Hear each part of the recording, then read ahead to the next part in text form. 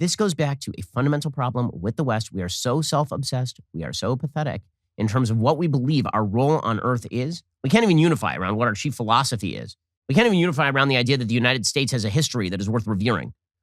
We can't unify around the basic idea that our principles are better than the principles of other countries around the world, which, by the way, they are. That's not chauvinism. That is just reality.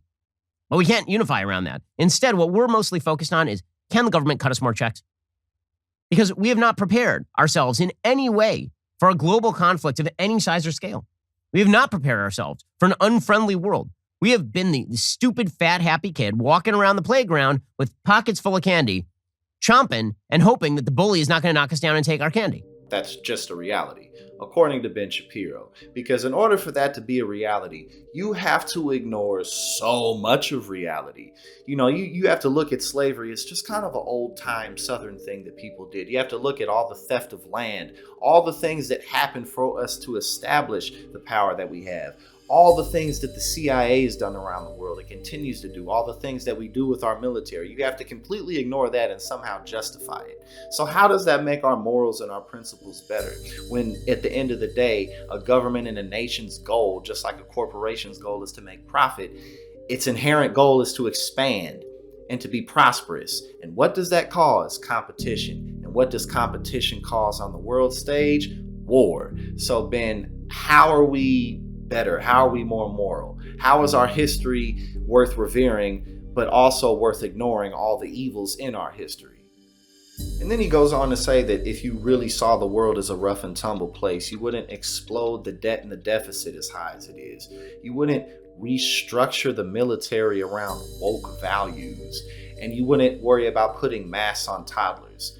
So you wouldn't be worried about the health and safety of kids during a pandemic when we don't really know much about what's going on. You wouldn't be worried about maybe we should try to keep them safe as a just in case measure. And what the hell does a woke military even mean? What does that mean? Are you trying to say that like everyone in the military is now like fighting in dresses and skirts? Is that what your imagination is? Because that seems to be what the GOP imagination is of our military now. Everyone has on rainbow wigs and they're throwing flowers at people. Well, whether someone has on a rainbow wig and a dress or they have on camouflage, the military's job is to kill people for strategic gain of a nation. So I don't really know what you're trying to get at there. And then, of course, the exploding the debt and the deficit, as if the Republican Party doesn't play full hand and foot into that. Every administration explodes the debt and the deficit. And it was Dick Cheney himself who said that the deficit doesn't matter. So let's not even go down that rabbit hole. And then again, the whole notion of the worldwide balance and productivity of the system is relied on by American hegemony.